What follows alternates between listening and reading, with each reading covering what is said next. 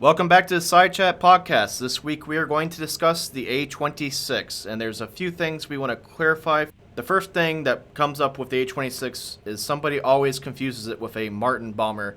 We're going to be talking about the Douglas attacker. You want to talk real quick about the A-26 to B-26 name redesignation, everything? Yeah, everyone knows about the B-26 Marauder that was in during World War II at the same time that the A-26 was in. The B-26 was pulled out of service rather quickly after the war. They were all gone by like 46. In 1948, the brand new Air Force that separated from the Army Air Force designated all current A-26s in service as B-26s. So the A-26B became the B-26B. The A-26C became the B-26C. It trips a lot of people up. It's used. It's the exact same airplane. It's just a different designation. It was changed from an attacker to a bomber because the attack mission was not needed anymore, even though that's actually what it really did. For this podcast, though, we will talk about it as just the A-26. That's the term we're going to use. But if you do Googling or you go to different websites, you're going to see it called B-26. Don't get that confused with the earlier version of the B-26, like we said. First thing I want to mention is that you see an A-26 flying around on your screen. That was, how did I get that plane, you're going to ask, is simply because Gaijin came to me and asked, is there a particular plane I wanted to make a video of? I said the A-26. I've never had a chance to fly it in game after, 2.5 years now. So thank you to them for at least making this podcast possible with a little bit of game footage. Now, the A-26, we're going to talk about its father, the Ed Heinemann, who is basically, I think, your personal hero. I wouldn't say he's my hero. He's a pretty smart guy. I think you He's look up to him. Freaking genius. Yeah, that I guy's think a genius. when you were a kid, you're like, I want to be Ed Heinemann. Yeah. You want to talk about, real quickly, some of his designs, some of his, basically, we've talked about him in the past on podcasts, but just to do a refresher for anybody who's not familiar with the genius that he was. So Ed Heinemann designed a lot of airplanes for Douglas. He became Douglas's prime designer in the very late 30s. His first project that he worked on, one that was 100% him for Douglas, was the SPD Dauntless. That's in the game, of course. The guy's a freaking genius. The guy was incredibly smart. He had this theory, and it actually proved right, that if you took the biggest engine that was available and built the airplane around it, it would be very successful, and that's exactly what he did. Pretty much all of his designs follow that theory, and they were all very successful. He designed the Dauntless, the A-20, the A-26, the A-1 Skyraider, the A-3 Sky Warrior, a bunch of airplanes. He designed about 50 airplanes total in his life. Last project he worked on was the F-16. He was a special consultant on the F-16. He didn't really design it, but he kind of laid the groundwork for it. That's Ed Heinemann. Very underrated individual. And then we're going to get to the A-26. And a lot of people, I think, at least in the War Thunder community, I kind of get the sense a lot of people don't, some of them haven't heard of the A-26, some of them maybe heard the name or they've heard of Invader, but they don't quite know what it is. Its roots go back to the A-20, and let's talk a little bit about the A-20 success in the Army. And basically, the thing served on every continent. It did almost every mission possible. You want to talk about just the different roles the A-20 did and the action it saw as we lead into the A-26? So the A-20 was the Army's real first honest-to-God all-purpose attack airplane. It could carry bombs. You could machine gun stuff, strafe stuff. You can eventually carry rockets. Did reconnaissance. It did all sorts of stuff. Did night interdiction. Did all sorts of crap. It was a night fighter. As a P-70. The A-20 was a pretty old design, old by World War II standards. Back then, if anything was over about 2 years old, it was considered outdated because technology was just leaping forward so fast. So as a replacement for the A-20, the Army Air Force went to Douglas and asked to design basically a different airplane. And what they came out with was the A-26. It follows the same guidelines. It's still a twin-engine airplane with a single pilot, but it had a lot of neat extra stuff on it. The biggest thing that the Army wanted was modularity, and so Ed Heinemann designed 3 different noses for the airplane so that they could swap out in the field depending on whether it was going to be an attacker or a reconnaissance airplane or a bomber. And the A-26 is meant to replace the A-20, the B-25, and the B-26 all together. Yep. Which is, once again, why we get confused between B-26 and A-26. So basically, the B-26 replaced the B-26, which is why it just trips people out, if you go by that logic. But like Cobey said, the whole plane was designed, the main design parameter was heavy forward-facing firepower. Yep. And you have the A-26 design. It basically looks like a little bit grown-up, beefier version of the A-20. Same kind of line, same kind of design. You know, there's much bigger. But yeah, much bigger, but same tweaks and so on. So the main thing you want to talk about the A-26, why is this saying a beast of a plane, is the two R2800 engines. That's the same power plant you'll find in the Hellcat, Corsair, P-47. Monstrous, 2,000 horsepower power plants on each wing. Yep. This was huge airplane. The fastest bomber for the U.S. in World War II. Yeah, that's pretty much the Army was watching what the Mosquito was doing. At the time, we had the Army Air Force had Mosquito night fighters, and they could fly 400 miles an hour. And its biggest deterrent against other fighters was its speed. So the Army wanted something like that. So basically, what they called for was an airplane that could fly 400 miles an hour, carry the load of a B-17, and be self-sufficient. And that's exactly what the A-26 is. The A-26 goes 400 miles an hour, carries as much bombs as the B-17 does on average, can go just as far, and it basically outruns all other fighters. That was its biggest success, was just its speed.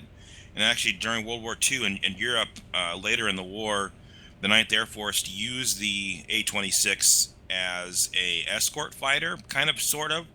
They'd load them up with bombs, they'd drop bombs, and then they'd help the B-17s and the B-24s fly home, fighting the Germans. As Cobey kind of explained, there's all these different design parameters, right? Must go this fast, must do this, must do that, must be modular, must do this. That took a while for them to design the airplane. The thing came into service, we'll get more into it, but late 1944. Yep. Because it just had all these different things it had to meet. So the airplane took a while to design.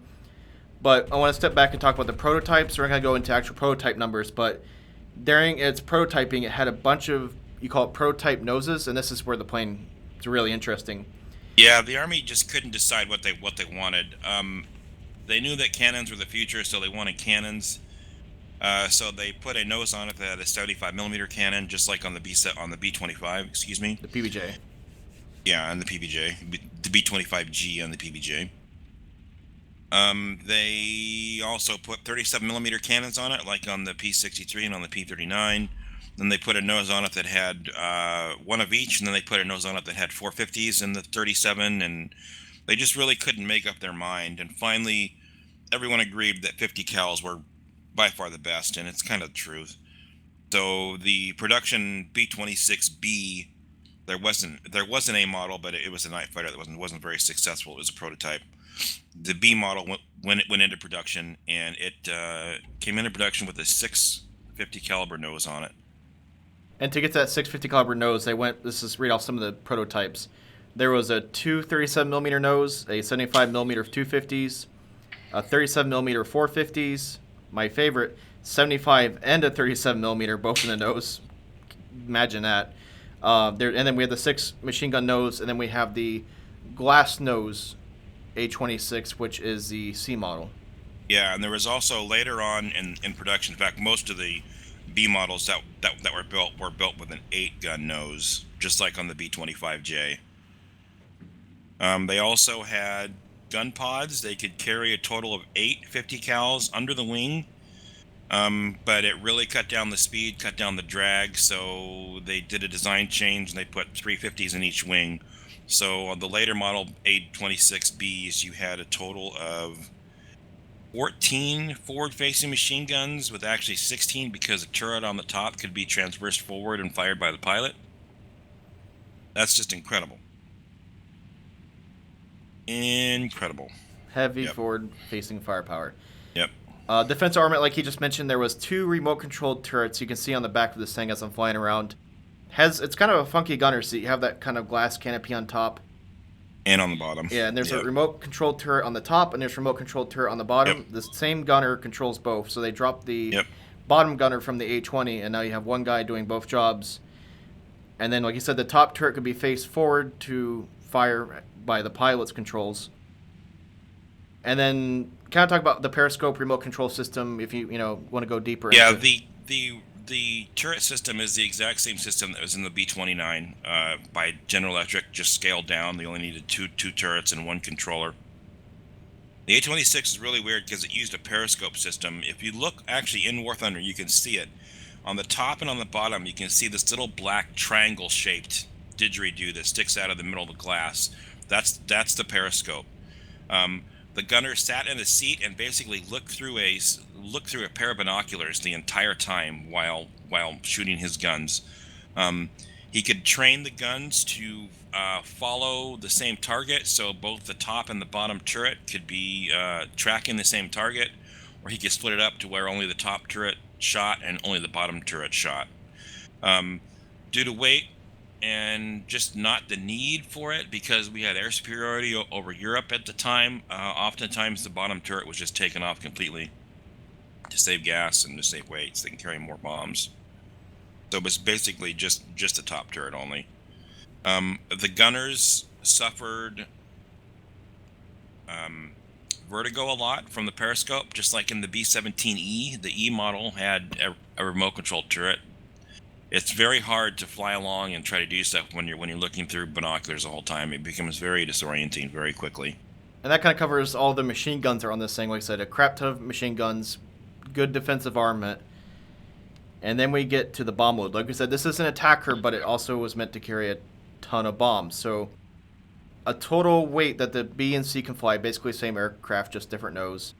They would carry 6,000 pounds of bombs, 4,000 pounds inside the aircraft, and then 2,000 pounds on the wing. So a 1,000-pounder on each wing, or some type of configuration. Two 500s. Yeah, two 500s. Yep. And then she also could fire rockets because machine guns and bombs weren't enough. Throw some rockets on there too. Yeah, the later Bs and the Cs had rocket stubs on there for the 5-inch HVARs. So the A-26B, that's a solid nose, 8 machine gun front. Yep. Originally 6, but when they got to Pacific, they realized they wanted a little bit more firepower, so they went to 8. 1,355 of these aircraft were built. It came into service about November of 1944 in Europe first, and then in the Pacific theater. It was, like I said, the fastest bomber of World War II for the U.S. And you want to talk about a little bit, but the A-26B and C basically go hand in hand. It's just that nose is the big difference. Yeah, it's the exact same airplane. The only difference is that the C model had a glass nose with a bombardier in it. And the airplane was designed, and instead of just replacing the nose, it was just easier just to start building airplanes with the nose on it as is. And they were used as pathfinders mostly. Once again, at the time, we had air superiority. We didn't really need a lot of stuff, so we typically, one group had one bombardier in an A-26C. And by the way, we did the exact same thing in the later model A-20s. The A-20J had the exact same thing, a glass nose with the bomb sight. When that bombardier dropped his bombs, all the other airplanes in the group dropped their bombs at the exact same spot. Well, that was the plan anyways. Oftentimes it didn't really work out. The B and the C model airplanes are identical. They receive the same upgrades. So when the B model got rocket stubs, the C model did. When the B model got the internal wing machine guns, the C model did. The B models were mostly built in Long Beach, California, at Douglas's main facility, and the C models were mostly built in Tulsa, Oklahoma, at a satellite facility that Douglas ran. And the C model had a 1,091 built, so basically roughly the same numbers. Like, we're not looking at that many different airplanes, so they were built basically even numbers, even though the B was probably, I'd say, a little bit more of the useful aircraft due to the forward-facing machine guns, but the C, they're both important, and they're both modular, and it's like you can't... when you read it in the textbook, it literally says, built in this configuration. Not model, just in this configuration. Yeah. Later on during the war, some C models were modified as reconnaissance airplanes. They put the BTO, the bombing through overcast radar that was on the B-29, on the airplane to use for pathfinders so that they could bomb through clouds and stuff like that. And then actually after the war, some B-26s were modified as photo reconnaissance airplanes flown by Taiwan over mainland China and Russia. So, any notable missions or combat you want to talk about with the A-26 in World War II before we move into No, Korea? not particularly. It was part of the Ninth Air Force in Europe and a bunch of different air forces in the Pacific. It just did what it was supposed to do, and that was it. It didn't really gather a lot of attention. I think the reason why is because it came in pretty late to the war, so there wasn't really anything to hype it up about. Kind of did its thing. Now it comes to the question: why are we hyping up this aircraft so much? If it saw the last 5 minutes of World War II, why are we hyping it up so much? Because the history of this aircraft basically starts from this point forward. Yeah, it was a really great airplane. It really was. It was redesignated B-26 in 1948, I think. Either Yes. 47 or 48, one of the two. It was a night attacker in Korea. Mostly the C models, although a lot of B models were used because there were a lot of C models in Japan at the time. They were used for interdiction against railroad tracks, against bridges, against all sorts of stuff like that. They were used for reconnaissance. They were used as flare drop ships for all sorts of crap in Korea. The airplanes themselves actually served until the mid-70s. I think the last one was in service until 1973. Actually, that airplane's in the Smithsonian Air and Space Museum right now. It was used by the Navy as a target tug and as a drone controller as well, and the Air Force too. Well, also saw combat action in Vietnam. Yeah, well, yeah, the later models did, yes, and it was actually pretty widely exported. We had a lot of them left over after the war, so we gave them away to a lot of countries. Brazil was the last official operator of the airplane as far as a war airplane. Brazil used them up until the late 70s. I want to say maybe even 1980. They were all rebuilt and redone. They were really, really, really popular surplus airplanes after the war as well. They were pretty much the fastest airplane that you could buy at the time. So a lot of them were converted into executive transports before, like, the Learjet came out. There is a company, or was a company, called On-Mark Engineering that basically rebuilt the airplanes as executive transports. And actually, the few A-26s that you see flying around today, most of them are actually On-Mark conversions. You can see because there's windows cut in the bomb bay, windows above the wing. The turrets are all fared over. They've got the big tails of the B-26K and everything else like that. They started replacing the airplane immediately after the Korean War here in the U.S. because they found fatigue cracking in the wing box, which is a very, very, very bad thing. We gave some to the South Vietnamese in Operation Farmgate, just B models and some C models, and there was a catastrophic wing failure in Vietnam in like 1963, 1964. That the airplane crashed and killed everyone on board, and they found out that it was due to wing fatigue. So the entire fleet was grounded until they could find a replacement airplane or a fix for the wing problem. On-Mark Engineering got the contract to fix the airplanes. Basically what they did was they put a stainless steel strap on the top and the bottom of the wing. You can see it, a bunch of other airplanes have the strap as well. It's called a wing strap. Basically, all it is just a huge, long piece of steel that's riveted directly to the spar, but it's on the outside of the airplane. We used it in Vietnam. The Air Force wanted a better version of it for Vietnam, so they went back to On-Mark, and On-Mark developed the 26K, just called the Counter Invader. It basically had all of their own improvements, the better engines. It had de-ice boots. It had bigger props. It had dual controls. It had all sorts of other upgrades, the big tail, a better heater, stuff like that. Tip tanks as well. And they also put, I want to say, probably 4 or 5 hard points on each wing now. It could carry all sorts of stuff like that. We used they were redesignated the A-26A after they went into service. Because that's not confusing at all. Yeah, it's not confusing at all. You might as well just do it. We used them a lot in Vietnam for night raids. The special ops people used them. They were based at NKP, Com Phanom in Thailand, along with A1 Sky Raiders and all sorts of stuff like that. We used the shit out of them. We basically flew them until the airplanes broke, and once again, wing fatigue set in, and they just couldn't use them anymore. So we basically flew the airplane until the airplane couldn't fly anymore, period. Because it was very effective at what it did. It was very cheap to operate. It was very fast. It was just an all-around very, very, very good airplane. So it saw military service from World War II to Vietnam. That's actually one of the few planes to do it. The Sky Raider Correct. Yep. did see it, but it wasn't the same Sky Raider that you would. Sky Raider That's didn't serve in correct. World War II either. But I'm saying just from a date standpoint, this plane outlived the Sky Raider, which is kind of like the holy the grail. Sky Raiders that were in Vietnam were all E, Right. H, and J models, which are late 50 But builds. just to put in perspective, the A-26, the lifespan this thing had just in U.S. service is amazing. And I believe it is one of our longest, or at least, as the A-26 has seen the most, campaigns or theaters of war, whatever you want to Yep. call it. Yeah, they were used in Africa as well. The CIA used a bunch of them. They were used in the Bay of Pigs landing by both sides, actually. We had started selling the airplane to Cuba before Castro took over power. I want to say they probably had about a dozen of them or so before the revolution happened.